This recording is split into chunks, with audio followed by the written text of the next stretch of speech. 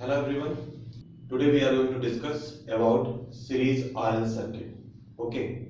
जैसा कि आपने देखा था, इसके पहले हमने 3 वीडियो अपलोड किए हैं सर्किट्स के और एक इंट्रोडक्शन वीडियो था। टोटल 4 वीडियो हमने अपलोड किए थे। जो प्लेलिस्ट है वो है सिंगल फेज एसी सर्किट। आप उसमें जाइएगा और उसके चारों वीडियो जरूर देखिएगा इसको देखने से पहले, बिकॉज उनकी जरूरत पड़ेगी आपको यहाँ पर। ठीक, तो जैसा कि आप देख रहे हैं हम पढ़ने जा रहे हैं series RL circuit. Series RL circuit में एक रेजिस्टेंस होगा और एक इंडक्टेंस होगा। ठीक, दोनों सीरीज में है इसलिए हमने सीरीज बोला। आरएल सर्किट को कहते हैं कॉइल है। ठीक है, ये एक कॉइल है, कॉइल का रेजिस्टेंस है और उसका क्या है, इंडक्टेंस है। ठीक, हमने यहाँ पर वोल्टेज अप्लाई किया है, that is AC voltage, single phase AC voltage V equal to Vm sin omega t। ठीक, देन यू कैन सी यहाँ पे जो करंट फ्लो हो रही है वो I है। अगर I है तो रेजिस्टेंस में ड्रॉप क्या होगा, I इंटू R, तो हमने लिखा VR equals to I into R। VL क्या होगा, I into X। Okay, now अगर हम इसका फेजर डायग्राम बनाना चाहें, अगर इसका हम फेजर डायग्राम बनाएं तो आप देखिए कि यहाँ पर जो 3 एलिमेंट लगे हुए हैं, रेजिस्टेंस, इंडक्टेंस और source.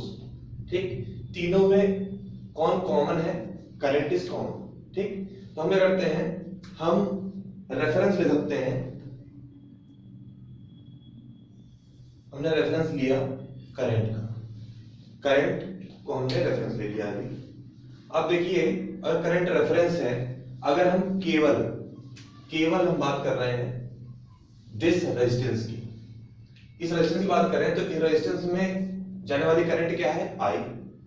The voltage drop across it is VR। ठीक, आपने प्योर रेजिस्टिव सर्किट में पढ़ा था कि किसी भी प्योर रेजिस्टिव सर्किट में करंट और वोल्टेज क्या होते हैं, सेम फेज में होते हैं। ठीक, आप उसको जाइए देखिएगा, आप समझ में आएगा क्यों होते हैं, मैंने वो डेरिवेट करवाया था। तो आप क्या करेंगे, मैंने मान लिया कि यही क्या है आपका VR। ठीक, यहां दिखा सकते हैं। नाउ अगर हम बात करें सिर्फ इंडक्टर की, then current is going through this inductor is I and the voltage across it VL। आपको पता है कि प्योर इंडक्टिव सर्किट में वोल्टेज करंट से 90 डिग्री लीड करता है, तो हम लीड बना सकते हैं। करंट ये है आपकी, ठीक, 90 डिग्री लीड का मतलब, लीड मींस एंटी क्लॉकवाइज। मैंने बताया था आपको कि लीड मींस एंटी क्लॉकवाइज चलना है आपको एंगल में, और अगर लैग है तो आपको क्लॉकवाइज चलना है। तो आप यहां लिख दीजिए, ये हो जाएगा आपका, मान लेते हैं VL। ठीक, यहां तक कोई दिक्कत नहीं होनी चाहिए। नाउ सी, अगर इसमें हम KVL लगाएं, अगर आप KVL लगाएं इसमें, आपको मिलेगा माइनस से प्लस V, प्लस से minus VR, plus minus VL। तो plus V minus VR minus VL आप लिख सकते हैं इसको applying KVL, you'll get V equals to VR plus VL। ये मान लीजिए क्वेश्चन नंबर क्या है आपकी 3। तो इसका मतलब कि अगर हम VR और VL को ऐड करें तो हमें क्या मिलना चाहिए, हमें मिलना चाहिए V। ठीक है, हमारा अप्लाइड वोल्टेज मिलना चाहिए। तो यहां पे देखिए, इसको ऐड करने के लिए हम क्या यूज करेंगे, पैरेललोग्राम मेथड। तो देखिए यहां से इसकी टिप पे VR के पैरेलल चलिए और VR की टिप पर VL के पैरेलल चलिए, you will get this is V and the angle is, you can see, let's say 5 degree. Okay, तो आप इसमें ये देख सकते हैं कि करंट से RL सर्किट में जो अप्लाइड वोल्टेज है वो क्या है, 5 डिग्री से लीड कर रहा है। समझिए इस बात को, अगर इसमें L ना होता तो अप्लाइड वोल्टेज भी कहां होता, V इक्वल टू VR पे होता, यानी वो करंट के फेज में होता। अगर प्योर इंडक्टर होता, R नहीं होता यहाँ पर, तब क्या होता, V इक्वल टू VL होता और करंट से वोल्टेज क्या कर रहा होता, लीड कर रहा होता 90 डिग्री। लेकिन सिंस रेजिस्टेंस और इंडक्टर दोनों मिक्स है, इसलिए 0 डिग्री और 90 डिग्री के बीच में कहीं भी फाई आ सकता है। यहां तक क्लियर है। लेट्स से इसको हम मान लेते हैं ए, इसको मान लेते हैं बी और इसको मान लेते हैं सी। तो ट्राइंगल एबीसी जो है आपका, ये क्या है, एक राइट एंगल ट्राइंगल है। ठीक, तो लिख सकते हैं हम in right angle triangle A B C. यहां से देखिए आप लिख सकते हैं परपेंडिकुलर है, ठीक, वीएल है ये, और ये क्या है, वी आर है। तो यहां से आप लिख सकते हैं कि magnitude of V will be magnitude of V square equals to V R square plus V L square. यहां लिख सकते हैं आप कि वी की वैल्यू क्या होगी, अगर मॉड ऑफ वी निकालना है, मॉड ऑफ वी आर का square plus mod of V L का स्क्वायर, ये आ जाएगी आपकी मैग्नीट्यूड ऑफ वोल्टेज वी।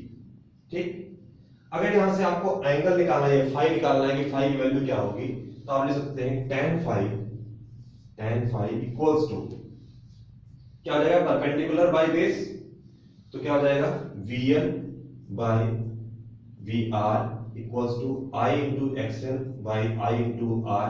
आई कर सकता है तो होता है XL बाय R। इससे आप निकाल सकते हैं कि क्या किस एंगल से आपका जो अप्लाइड वोल्टेज है वो आप किस करंट से कितना एंगल लीड कर रहा है। ठीक, ये तो इस तरह से आप वोल्टेज अप्लाइड करंट से कितना लीड कर रहा है इसकी वैल्यू आप फाइव निकाल सकते हैं tan inverse XL by R से।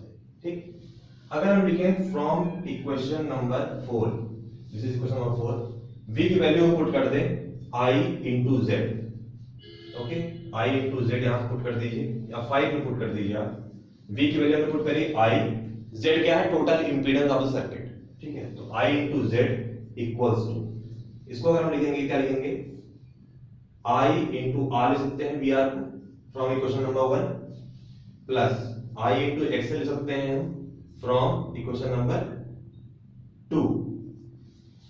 तो I आप कॉमन ले लीजिए तो आपको क्या मिलता है, Z equals to root of R square plus XL का स्क्वायर। यहां से आपको impedance of the RL circuit यहां से आपको मिल जाता है।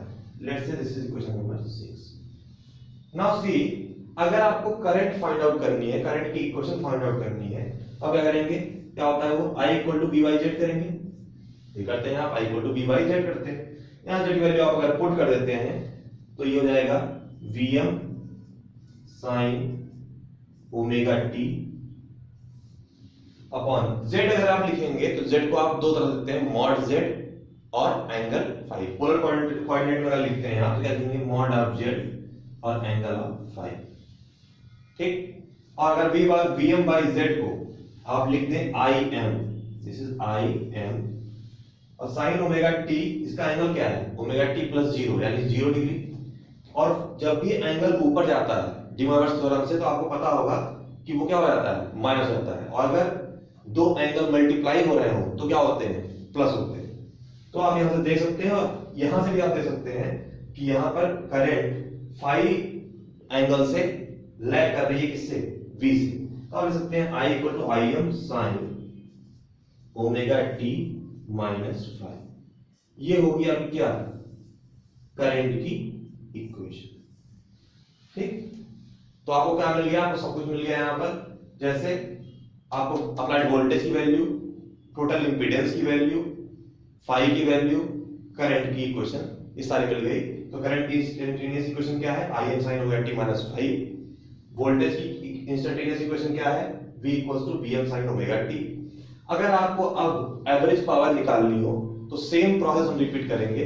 हम क्या करते हैं, ये पहले हम निकालते हैं इंस्टेंटेनियस पावर। वो क्या होगी, इंस्टेंटेनियस पावर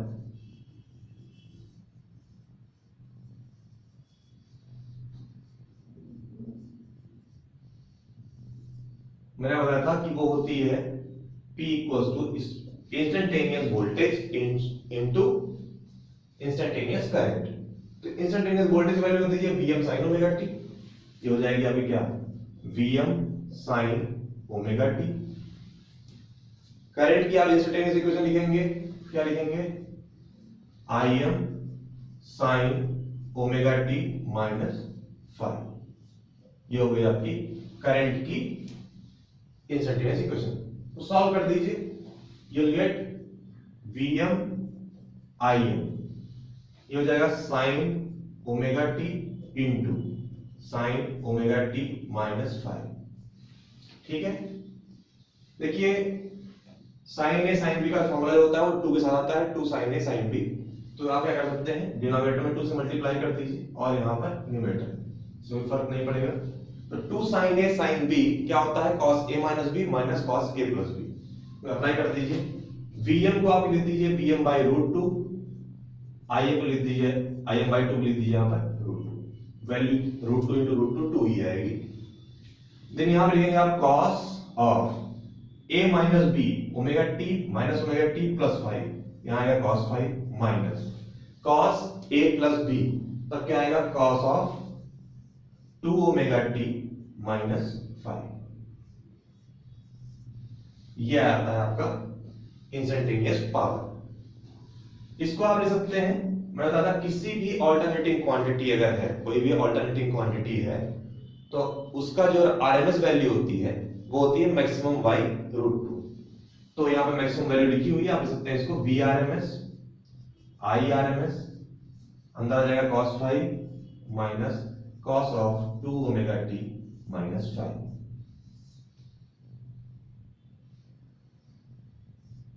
ये हो गई आपकी इंस्टेंटेनियस इक्वेशन, इसकी इंस्टेंटेनियस पावर की इक्वेशन। अब आपको क्या निकालना है, एवरेज पावर। एवरेज पावर के बारे में नाम बताया था आपको, real power, true power, active power, average power, power absorbed in the circuit. किसी भी नाम से आए आपको निकालना क्या है, एवरेज पावर। सो अगर आप एवरेज पावर निकालेंगे, सो एवरेज पावर क्या होता है, capital P equals to 1/2 pi 0 to 2 pi small p instantaneous power d omega t। ठीक, इसको जब आप इंटीग्रेट करेंगे तो मैंने आपको बताया था cos phi यहाँ के लिए कांस्टेंट है क्योंकि ये phi है, यहाँ पर कोई ओमेगा t यहाँ टर्म नहीं है, टाइम का टर्म भी नहीं है, थीटा भी नहीं है। और ये जो cos 2 ओमेगा t माइनस 5 है, कोई भी cos साइन का फंक्शन अगर उसमें कोई पावर नहीं है, ठीक, तो वो एक फॉर फुल साइकिल हमेशा क्या होता है, जीरो होता है, क्योंकि पॉजिटिव एरिया जितना होता है उस AC का उतना ही नेगेटिव एरिया होता है। ठीक, तो इसलिए आप इसको इंटीग्रेट करेंगे तो ये वाला पार्ट आपका जीरो हो जाएगा। आपको जो पावर मिलती है वो मिलती है VRMS IRMS cos ऑफ 5। ये जो पावर का फार्मूला है ये यूनिवर्सल फार्मूला है जो आपका हर जगह पे एप्लीकेबल होगा। जैसे अगर हम बात करें इस बात की, जब आपने प्योर रेजिस्टिव सर्किट देखी थी, प्योर रेजिस्टिव सर्किट में आपका जो वोल्टेज था और जो आपकी करंट थी वो क्या थी, सेम फेज में थी। तो इसका मतलब फाई क्या था, फाई जीरो हुआ। अगर दोनों सेम फेज में है तो फाई क्या हुआ, जीरो हुआ। इसीलिए जब आपने, अगर आप यहाँ पे पुट करें कि cos ऑफ जीरो तो क्या आएगा, ये 1 हो जाएगा, cos 0 1 होता है। तो पावर क्या आती है, VRMS IRMS। वही पावर आपको मिली थी किसमें, रेजिस्टिव में। ठीक है, वही पावर कितने किसमें मिली थी आपको, रेजिस्टिव में। जब हमने प्योर इंडक्टर की बात करी थी, प्योर इंडक्टर के केस में वोल्टेज जो है वो लीड करता है बाय 90 डिग्री। इसका मतलब फाई क्या हुआ, और लीड किससे करता है, करंट से। तो 90 डिग्री से लीड करता है तो फाई कितना हुआ, 90। आप जरा इसे पुट करिए, cos 90 कितना होगा, 0। और 0 में किसी भी वैल्यू की मल्टीप्लाई करेंगे तो आप 0 ही आएगा। इसीलिए आपने देखा था वहां पर पावर क्या आई थी, 0। तो इसीलिए मैंने कहा कि ये क्या है, एक यूनिवर्सल फार्मूला है। सो ये सब कुछ था किसके बारे में, series RL circuit. I hope आपको समझ में आया होगा कि कैसे हम इसमें सारी वैल्यूज निकालते हैं, वोल्टेज की, फाई कैसे निकालते हैं, करंट कैसे निकालते हैं, टोटल इंपीडेंस कैसे निकालते हैं। ठीक, अगर आपको ये वीडियो अच्छा लगा हो तो आप इसको लाइक करें, चैनल को सब्सक्राइब करें, बेल आइकन को प्रेस करें जिससे कि आपको आगे की वीडियो की नोटिफिकेशन मिले। Thank you so much, stay with us.